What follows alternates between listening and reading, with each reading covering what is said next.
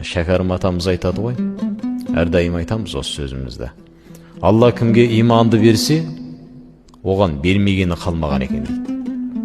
Ал енді кімге иманды бермесе, оған еш нәрсені бермеген екен дейді. Өйткені мына дүниенің ұзындығы қаншалықты ұзын болса да, бабаларымыздың даналығында өте керемет айтқан қамшының сабындай ғана қысқа дүние деген.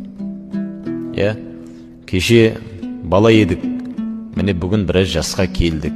Абай атамыз айтады ғой, кеше балаң келдің ғой талай жасқа.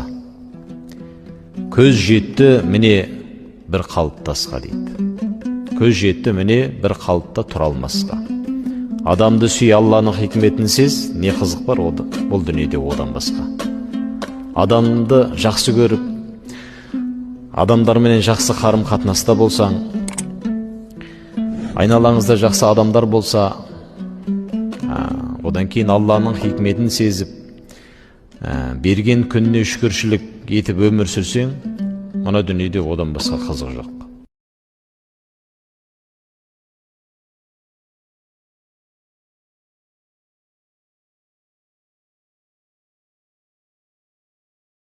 Шәкәрім атамыз айтады ғой, әрдайым айтамыз осы сөзімізді. Алла кімге иманды берсе, оған бермегені қалмаған екен дейді.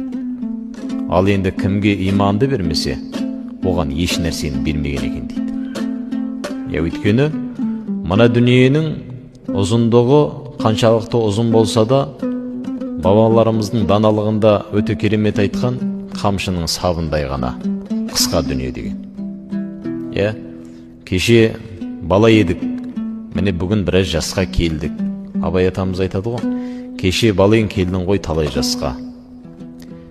Көз жетті міне бір қалыптасқа дейді. Көз жетті міне бір қалыпта тұра алмасқа. Адамды сүй, Алланың хикметін сез, не қызық бар бұл дүниеде одан басқа. Адамды жақсы көріп, адамдарменен жақсы қарым қатынаста болсаң, айналаңызда жақсы адамдар болса, одан кейін Алланың хикметін сезіп, берген күніне шүкіршілік етіп өмір сүрсең, мына дүниеде одан басқа қызық жоқ.